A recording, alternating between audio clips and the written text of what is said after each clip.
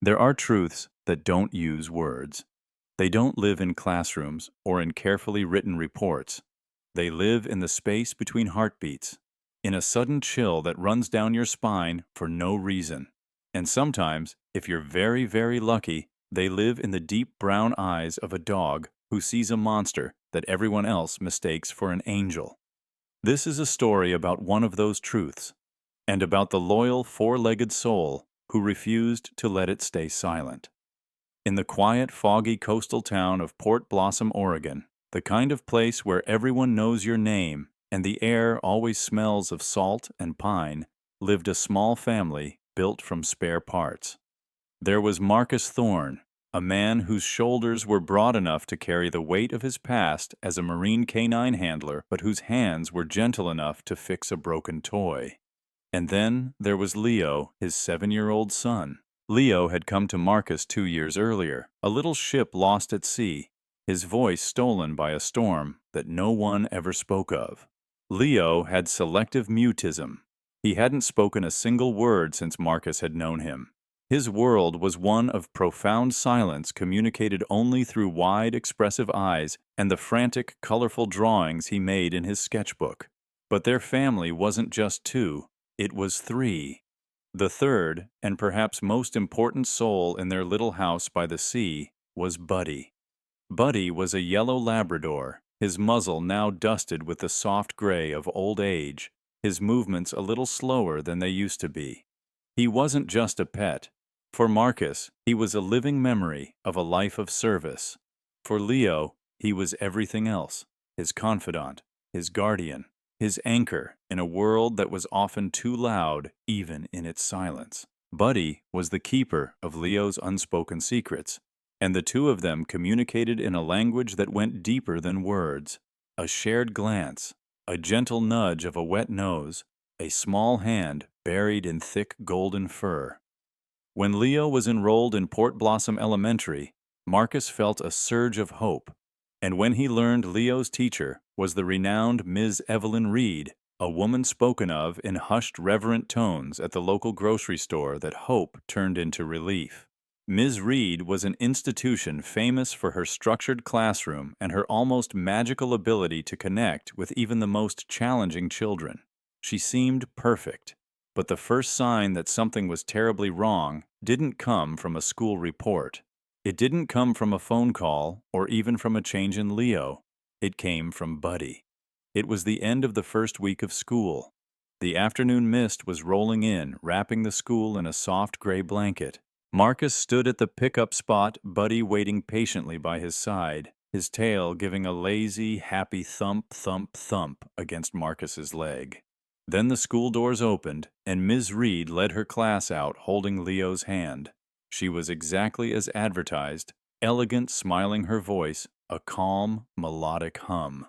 She walked toward Marcus, that perfect smile fixed on her face. And that's when it happened. Buddy the dog, who greeted every stranger like a long-lost friend, went rigid. The happy thumping of his tail stopped dead. A low, almost inaudible whine escaped his throat, and he pressed himself hard against Marcus's leg, turning his head away from the approaching teacher. Marcus had seen this behavior only twice before in his life, once on a battlefield moments before an ambush, and once in a training exercise involving a decoy disguised as a friendly civilian. It was a signal of deep, instinctual distrust, a silent alarm. You know, it's a fascinating thing, an animal's intuition. We live in a world of data and logic, but we forget that there are older, deeper senses at play. Scientists have documented dogs who can smell cancer in a person's breath or predict an epileptic seizure minutes before it happens, giving their owner time to get to safety. They are masters of observation, picking up on micro-expression shifts in body chemistry and sense that are completely invisible to us. And one of the most common mistakes we make as loving owners is to dismiss their warnings. We say things like, "Oh, he's just being weird today," or "He must not like her perfume." We rationalize it. We explain it away. We forget that for an animal, a sudden change in behavior isn't just a mood swing. It's a critical piece of intelligence, a warning that something in the environment is not safe. The lesson here isn't just about trusting your pet. It's about learning to listen to a language that has no words. To understand that sometimes the most important warnings come not from what we see or hear, but from what a loyal friend standing silently by our side is trying desperately to tell us. Marcus, a trained handler, didn't dismiss it. He placed a calming hand on Buddy's head, his mind racing. Ms. Reed's smile never wavered. She gently praised Leo's quiet focus in class. And for a moment, Marcus allowed himself to think he was just being paranoid. He thanked her, took Leo's small hand, and they turned to leave. But as they walked toward the car, the feeling of dread returned cold and sharp. Marcus knelt down to help Leo with his backpack, which had slipped off his shoulder. As he lifted the small canvas bag, a scent wafted from the fabric. It was a floral scent, strong, sweet, almost cloying. Jasmine. The exact same perfume Ms. Reed was wearing. And then the confirmation. Buddy, who was a step ahead of them, immediately recoiled from the backpack as if it were on fire. He backed away, a tremor running through his body, his eyes wide with an unmistakable look of fear. It wasn't the teacher he was afraid of. It was her scent, which now clung to his boy like a ghost. In that chilling moment, Marcus Thorne understood. Something was happening to his son in that perfect classroom with that perfect teacher. And the only witness willing to speak up was the one who couldn't speak at all. The battle for Leo's soul had begun, and Marcus had no idea that the enemy was a master of a war fought entirely in the shadows. He was about to enter a world where the cruelest wounds leave no marks, and the most terrifying weapons are a sweet smile and a whispered word. To understand the nature of the monster Marcus was about to face, you at first have to understand her disguise. It was a masterpiece. Ms. Evelyn Reed wasn't just a teacher. She was an institution in Port Blossom, the angel of the elementary school. Her hair was always pulled back in an immaculate bun, not a single strand out of place. Her clothes were tasteful, her smile was a constant, and her voice was a carefully modulated instrument of calm and reassurance. Parents didn't just respect her, they vied to get their children into her class. The principal spoke of her in glowing terms, citing her classroom's stellar test scores and its almost preternatural sense of order. Looking through the window of Class 4B was like looking at a photograph from a brochure. Children sat quietly at their desks, a perfect picture of discipline and focus. On the surface, it was the ideal environment for a boy like Leo, a sanctuary of structure and peace. But like the calm surface of a deep, dark lake, what you see on top tells you nothing about the cold, crushing pressure below.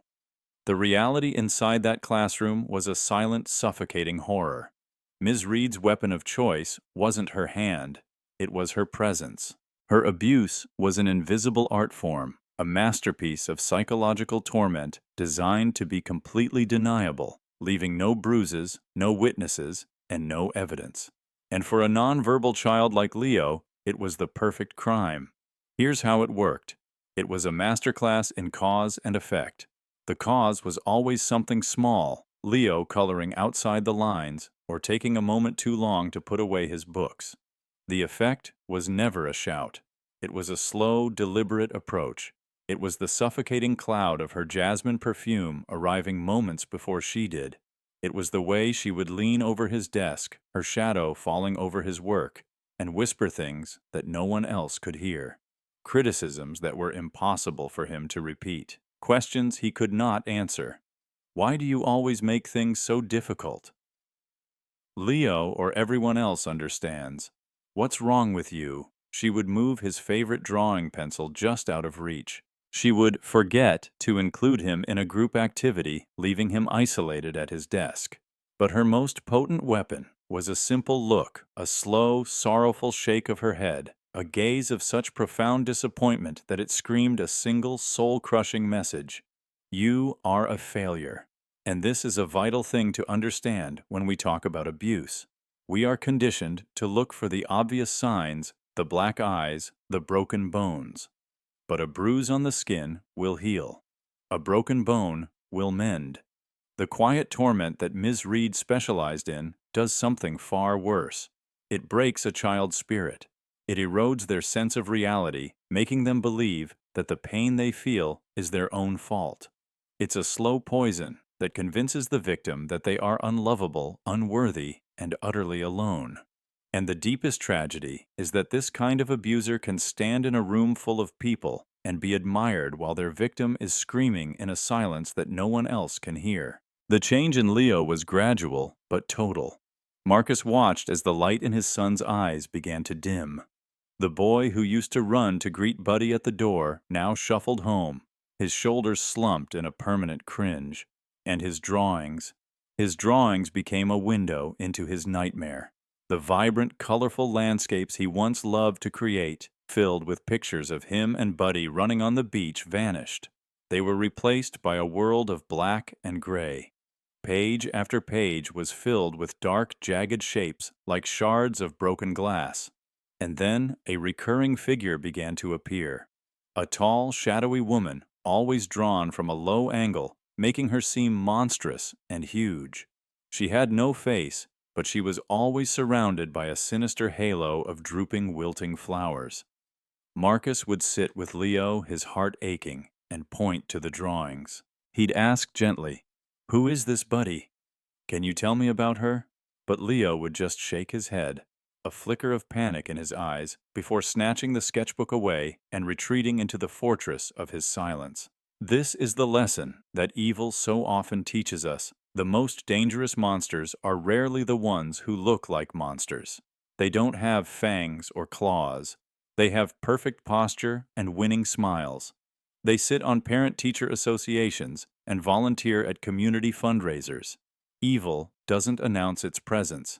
It cloaks itself in respectability, earning your trust before it begins its slow, methodical work of destruction.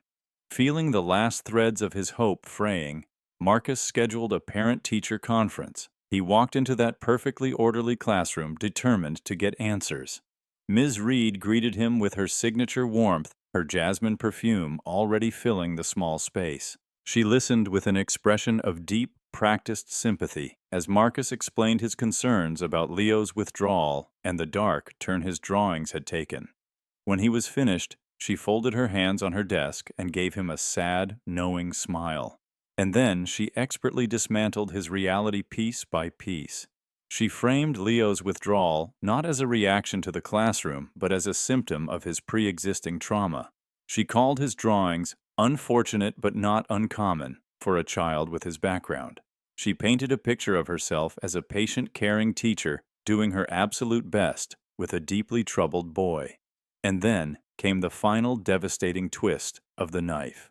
Leaning forward, her voice dripping with counterfeit compassion, she said, "Kiss, I'm just worried about him. Perhaps a public school environment with all its stimulation is just too much for a boy like Leo to handle right now." It was gaslighting of the highest order. In one fell swoop, she had invalidated his concerns, pathologized his son, and planted a poisonous seed of doubt in his mind.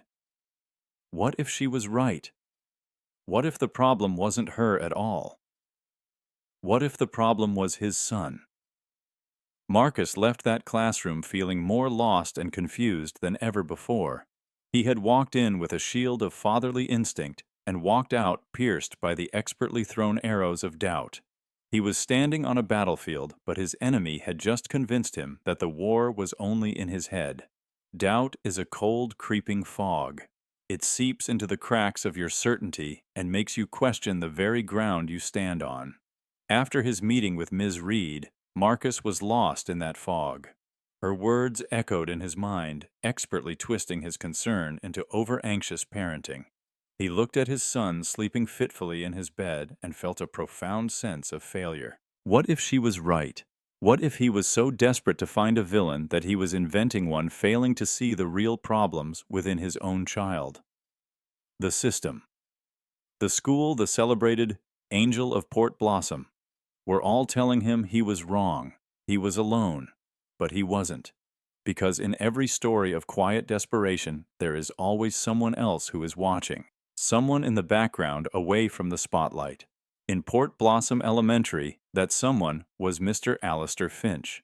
Mr. Finch was the school librarian, a man who seemed to blend into the scenery of old books and quiet dust motes. He was nearing retirement with kind, tired eyes that had seen generations of children pass through his doors. And from his perch behind the checkout desk, he saw things that principals and star teachers often missed. He noticed, for instance, that certain children from Class 4B seemed to carry a tension in their shoulders that kids their age shouldn't have. He noticed that the vibrant, happy boy named Leo Thorne only ever came to the library on the rare days that Ms. Reed was absent when a substitute was in charge. On those days, Leo would come alive eagerly pointing to books about animals. On all other days, he wouldn't even meet Mr. Finch's gaze. And so the coalition was born. Not in a war room, but in the quiet, dusty aisles of the school library after the final bell had rung. Driven by a gut feeling he could no longer ignore, Marcus sought out Mr. Finch. He laid out his fears, his voice low, almost expecting to be dismissed again. But instead of skepticism, he found a fellow observer. Mr. Finch listened, nodding slowly, his fingers steepled under his chin. This is the power we so often forget, the power of quiet, persistent observation. Think of real-life neighborhood watch groups or grassroots movements that start with just two people in a coffee shop asking, "Did you see that too?" They don't have authority or power, but they have a shared truth. They have the courage to connect the dots that everyone else is ignoring. That evening in that quiet library, Marcus and Mr. Finch started connecting the dots, and the key was Leo's sketchbook. Marcus laid the drawings out on a large table. Seen one by one, they were disturbing. But seen together, they were a narrative. Mr. Finch, with his librarian's eye for patterns, was the one who saw it first. "Look," he said, his voice a soft rumble pointing a worn finger. "The shadow woman. She's always there when the flowers are there. And the flowers, they're always wilting, dying." Marcus's breath caught in his chest. Wilting jasmine flowers, the pattern on Ms. Reed's favorite dress, the oppressive scent that clung to Leo's backpack. Leo wasn't just drawing a monster. He was giving them a name tag. He was documenting his reality in the only language he had. Just as a sliver of hope began to cut through Marcus's fog, the door to the library creaked open. It was the school's new art teacher, a young woman named Ms. Albright, her face pale and her hands clutching a folder to her chest. She had heard their hushed voices and couldn't stay silent any longer. Her testimony was the next piece of the puzzle, a twist that added a chilling new layer to Ms. Reed's cruelty. She told them that Ms. Reed often made suggestions about her students' art projects, especially Leo's. She would praise conformity and discourage personal expression, calling it chaotic. Then, with tears welling in her eyes, Ms. Albright confessed the thing that had been eating at her conscience. A few days ago, Leo had drawn a beautiful detailed picture of a golden dog, clearly Buddy, running on the beach. He was proud of it. But Ms.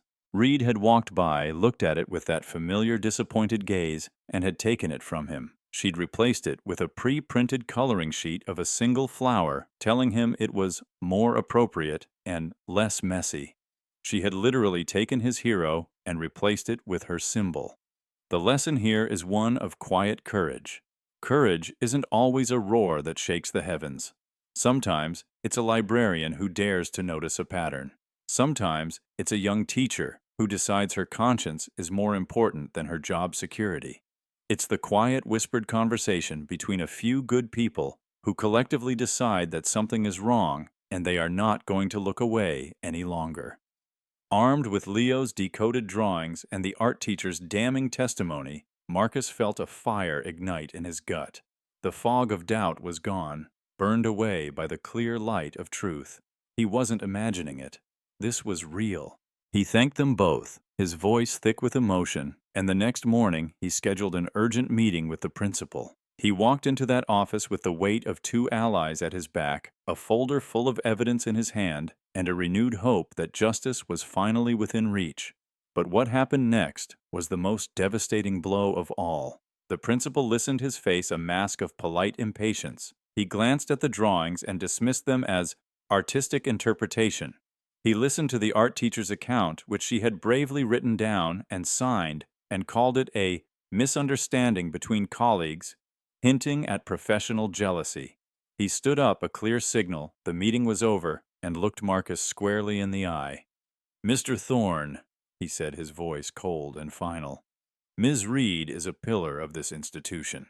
I suggest you stop these baseless accusations before you do irreparable harm to a respected educator's career and to your son's own chances of fitting in here." They had hit a brick wall, a wall of denial of loyalty of a system designed to protect its own. Marcus walked out of that office into the sterile hallway, the folder in his hand, suddenly feeling worthless. He had proof. He had witnesses. But he had just learned a terrible lesson. The truth doesn't matter if the people in power refuse to see it. He was completely and utterly stuck. And Ms. Reed, safe behind the fortress the school had built around her, was free to continue her silent war on his son. There is a unique kind of helplessness that comes when you have the truth in your hands, but no one is willing to look. Marcus was drowning in it. He sat at his kitchen table that night, the world outside, silent, the weight of the principal's dismissal pressing down on him. He felt like a failure. The system he was trained to trust had not only failed his son, it had actively protected the person causing him harm. He looked at the drawings, the shadowy woman, the wilting flowers, and saw them not as evidence, but as a testament to his own powerlessness. He was considering his only remaining option, pulling Leo out of the school, admitting defeat, and letting Ms. Reed win. Buddy, ever the silent empath, seemed to feel the shift. He rested his heavy head on Marcus's knee, letting out a soft sigh, as if to say, "I'm still here. We're still here." Marcus absent-mindedly stroked the dog's familiar golden fur, his mind drifting back to another life, another time when the stakes were just as high. He glanced over at a bookshelf at a row of dusty binders from his time in the Marines. On impulse, he pulled one down. It was an old canine training manual, its pages worn and soft from use. He flipped through it, the scent of old paper, a strange comfort. And that's when he saw it. A chapter he had practically memorized years ago. The heading was Scent Association in Olfactory Conditioning. It detailed how dogs could be trained to associate a specific seemingly neutral scent with a high-stress situation to the point where the scent alone could trigger a full-blown panic response. And suddenly, the world stopped. The air in the kitchen seemed to crackle with electricity. A lightning bolt of understanding shot through Marcus, so powerful it made him gasp. He had been so focused on what Ms. Reed did. He had been trying to prove actions, but he was wrong. It was never just about the whispered words or the cruel glances. It was about the delivery system, the jasmine perfume. It wasn't just a scent Buddy disliked. It was a trigger, a conditioned anchor for every moment of fear and humiliation Leo had endured. Buddy's terror wasn't just intuition. It was a learned Pavlovian response to the smell he now associated with his boy's silent suffering. The truth wasn't in the drawings. The truth was in the air itself. And in that moment, Marcus Thorne, the defeated father, vanished. And Marcus Thorne, the canine handler, took his place. He knew what he had to do. He couldn't put Leo on the stand to face his tormentor. He couldn't put the art teacher's career in jeopardy. So he would do the next best thing. He would put the perfume on trial. The next afternoon, Marcus requested one last urgent meeting with the principal. He insisted that Mr. Finch be there as a neutral observer, and he added he would be bringing his dog Buddy with him, explaining that the dog was a calming presence for him during stressful situations. The principal, likely wanting to put a final end to the matter, begrudgingly agreed. The air in the principal's office was thick with tension. The principal sat behind his large desk, a fortress of authority. Mr. Finch stood quietly by the window. Marcus sat opposite with Buddy lying calmly at his feet. He began calmly laying out the drawings one last time, restating his case. The principal was already shaking his head, his expression a mixture of pity and annoyance. "Mr. Thorne, we've been over this. I know," Marcus interrupted, his voice steady, "but there's one piece of evidence you haven't considered." As he said this, he reached into his jacket pocket. The principal tensed, his eyes narrowing. But Marcus didn't pull out a phone or a recorder. He pulled out a small, unmarked bottle filled with a clear liquid. With a movement so subtle it was almost invisible, he sprayed a tiny mist onto a tissue, which he then casually tossed into the small wastebasket beside the principal's desk. It was the jasmine perfume he'd bought from a department store the night before. For 1 second, nothing happened. 2 seconds. The principal opened his mouth to dismiss him for good, and then it began. Buddy, who had been dozing, sprang to his feet as if struck by an electric current. The scent hit him, and his entire demeanor transformed. A panicked whine tore from his throat. His body began to tremble violently. His eyes, wide with terror, darted around the room, searching for a threat he could smell but couldn't see. He began panting, pacing in a frantic circle, his claws clicking on the linoleum. Finally, he ran to the office door, scratching at it desperately, his body language screaming a single primal message. Danger. Escape. Now. The office was dead silent save for the dog's panicked panting and scratching. Mr. Finch stared, his hand covering his mouth in horrified understanding. The principal's face, which had been a mask of condescending authority, had collapsed. It was ashen. All the color had drained from it. He was staring at Buddy, and for the first time he wasn't seeing a disobedient pet. He was seeing raw, unadulterated, conditioned terror. There was no teacher in the room. There was no child being threatened. There was only a scent. And that scent was enough to make a calm, loyal dog believe his world was ending. Here is the profound lesson of this moment. The most powerful truths do not always need words. They don't need lawyers or signed confessions. Sometimes the truth is revealed in a language older than humanity itself, the language of instinct. The demonstration bypassed every argument, every defense, every piece of plausible deniability. You can argue with a drawing, you can dismiss a testimony, but you cannot argue with a reaction so pure and so visceral it turns your blood to ice. The principal slowly, shakily raised his eyes from the terrified dog to meet Marcus's gaze. The fight was gone from his face, replaced by a dawning, sickening horror. The brick wall had just been shattered into a million pieces. The war wasn't over, but the final decisive battle had just been won, not with a shout, but with a scent. And the silent scream that Buddy had finally made audible was echoing through the deafening silence of the room. The fallout from that day was swift and decisive. Buddy's raw, undeniable terror had done what words and drawings could not. It had forced the truth into the light. An immediate formal investigation was launched. The principal, shaken to his core, put Ms. Evelyn Reed on administrative leave. Once the fortress of denial around her had crumbled, others found their courage. Empowered by Marcus's breakthrough, 2 other sets of parents came forward with their own stories of their children's unexplained anxiety and sudden fear of school. The pattern was undeniable. Within a month, Ms. Reed was fired, her teaching license permanently revoked. The angel of Port Blossom Elementary had fallen. But this story was never really about the monster. It was about the boy she haunted. And his healing, unlike her downfall, was not swift. It was a slow, quiet, and deliberate process, like the turning of a season. The classroom was given a new teacher, a warm and patient man, who filled the space with music and laughter instead of fear and the scent of jasmine. The shadow was gone, but its memory remained. The journey back to the light was paved with small victories. Marcus, Mr. Finch, and the new teacher worked together, forming a gentle circle of safety around Leo. They never pushed him to speak.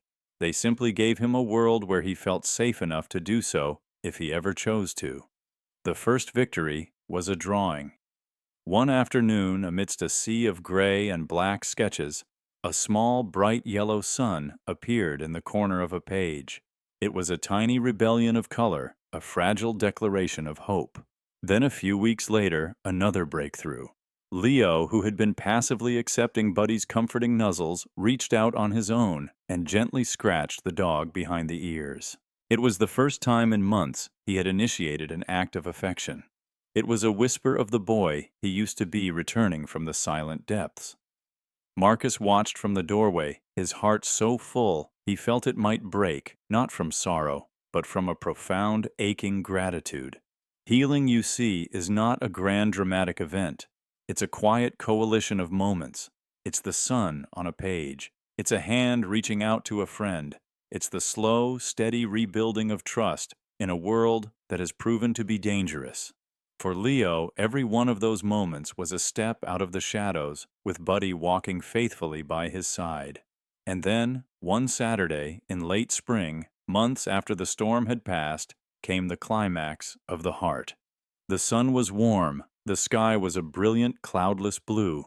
Marcus was in their small backyard throwing a tennis ball for Buddy, who was a whirlwind of joyous golden fur. Leo was sitting on the back steps, his sketchbook open on his lap drawing. A gentle breeze rustled the pages. It was a scene of perfect, ordinary peace. Marcus threw the ball a little too far.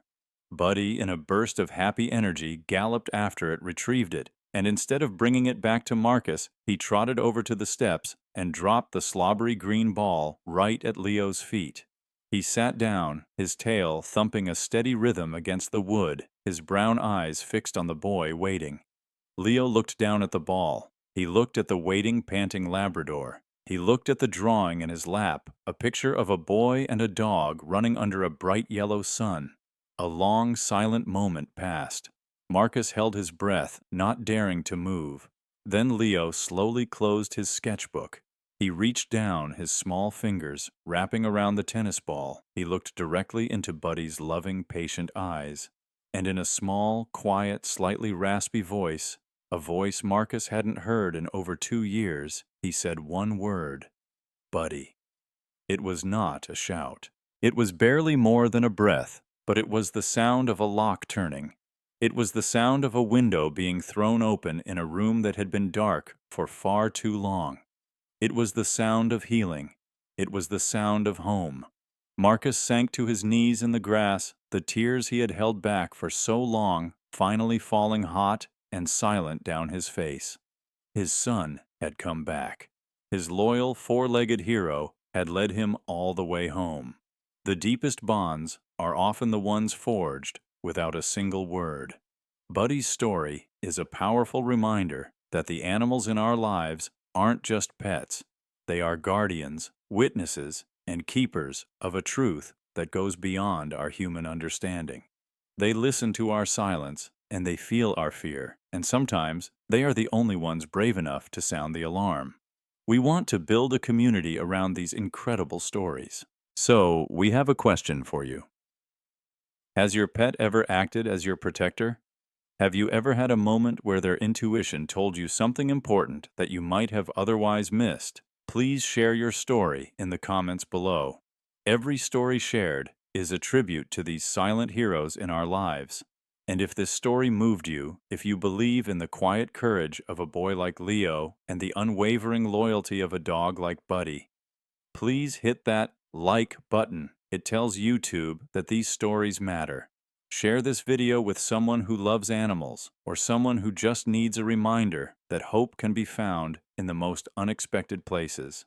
And finally, if you want to be a part of our storytelling family and hear more tales of courage, healing, and the incredible bond between humans and animals, make sure you subscribe to the channel and ring that notification bell. Thank you for listening. And remember to always pay attention to the whispers both from the people and the pets you love. They are often telling you everything you need to know.